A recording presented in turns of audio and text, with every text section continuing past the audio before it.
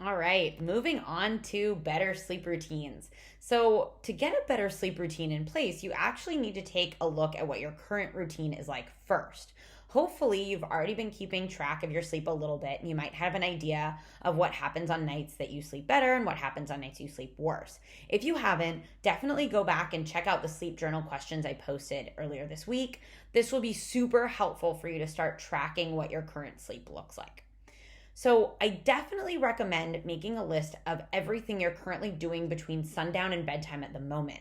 This will give you an idea of what the routine you currently have looks like, whether you created it intentionally or whether it's just something that has just sort of developed in your life over time.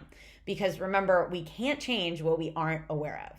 So, some basic routine tips for better sleep are you want to keep in mind that the brain and body needs to wind down at the end of the night, which means that your ideal sleep routine would provide you both calm and comfort. A good routine is something that you can repeat, it fits comfortably into your lifestyle, and it helps you achieve a goal. So, making a huge change right off the bat that feels really uncomfortable to you is not going to be the best way for you to slip into a routine that's going to fit you for a long period of time. So, making gradual shifts into a new routine is going to feel a lot more comfortable instead of just taking like the last hour of your day and completely changing it around without any warning. So, you want to pick maybe one or two things at a time to change. And it's really helpful to keep in mind when you want this routine to take place. So, obviously, we want it to take place in the evening, but understanding kind of how that fits into your schedule. So, ideally, you'll be getting anywhere from 8 to 10 hours in bed per night so that you can get those 7 to 9 hours of sleep. So, working backwards from the time you want to wake up is key for understanding when you need to start your sleep routine.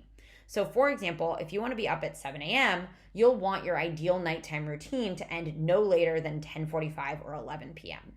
So, before you start, here are a few things that you can change right now in your environment for welcoming good sleep that can help you continue to develop that sleep routine and, as we said, help you get better sleep in the long run. So, first, you want to make sure that you get comfortable. If you have a really bad mattress or like really uncomfortable pillows or sheets that are scratchy, it's important that you actually invest in either getting a new mattress, trying a mattress topper.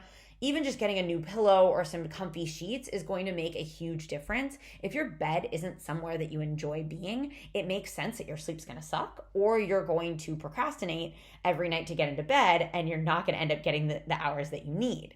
So, also making sure that your room is dark, quiet, and cool makes a huge difference. Some people may even like sleeping with a fan or a white noise machine to block out any outside disturbances. And a pair of blackout curtains or shades can do wonders for sleep. If that's not available to you, things like earplugs or an eye mask, there's some amazing eye masks right now that are super comfortable.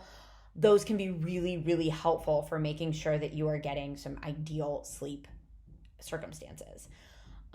Taking a few minutes to organize your space and keeping your bedroom for sleep and sex only if possible is going to be a game changer in creating that environment that your brain associates with sleep. So if you find that you end up working in bed or watching TV in bed, it might be time to implement a solid no screens in the bedroom rule. And that can be really helpful for you to start to have that brain association with my bedroom, my bed is for sleep and relaxation rather than stimulation. Watching like a crazy series at night can definitely hype you up and make it harder to wind down at the end of the night. So make these small changes and see how they feel. Next time, we're going to talk about creating an effective routine that you can actually stick to so that you can get that better sleep in the long run.